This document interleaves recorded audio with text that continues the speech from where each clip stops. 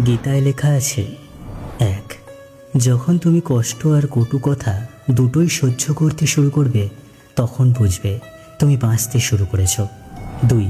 যদি ভগবান আপনাকে অনেক বেশি অপেক্ষা করাচ্ছেন, তাহলে প্রস্তুত থাকুন। তিনি আপনাকে যা চেয়েছেন তার চেয়ে অনেক বেশি দিতে চলেছেন। 3. জীবন নিয়ে বেশি ভাববেন না। যিনি আপনাকে জীবন দিয়েছেন তিনি কিছু না কিছু ভেবেই দিয়েছেন।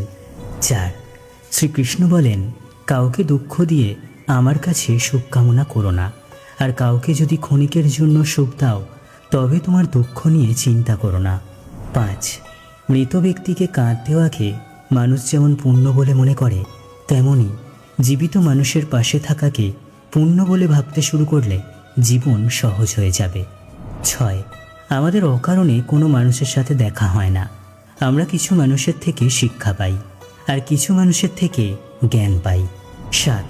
কে কী করছে, কীভাবে করছে এবং কেন করছে, তা থেকে যতই দূরে থাকবেন ততই সুখী থাকবেন। 8.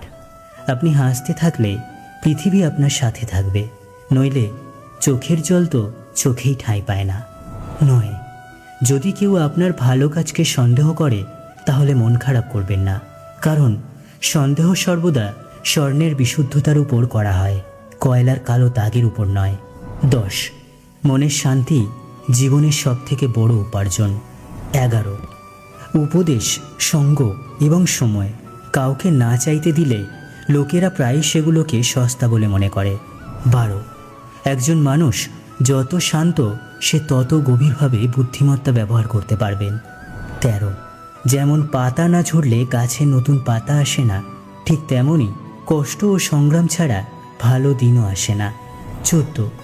যে ব্যক্তি অল্পতেই খুশি তার কাছেই সবচেয়ে বেশি খুশি আসে। 15. যতক্ষণ আপনি ভয় পাবেন ততক্ষণ আপনার জীবনের সব সিদ্ধান্ত লোকেরাই নিয়ে নেবে। 16. যারা আপনাকে সময় দেয় তাদের প্রতি সর্বদা আনুগত্য এবং ঋণী হয়ে থাকবেন। 17.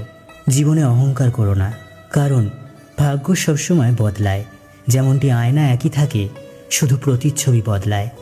18. শান্তিপ্রিয় মানুষ সুখে তাদের জীবনযাপন করে, তাদের ওপর জয় পরাজয়ের কোনো প্রভাব পড়ে না। 19. শ্রীকৃষ্ণ বলেন, স্বর্গের স্বপ্ন ছেড়ে দিন, নরকের ভয় ছেড়ে দিন। কে জানে কোনটা পাপ কোনটা পুণ্য।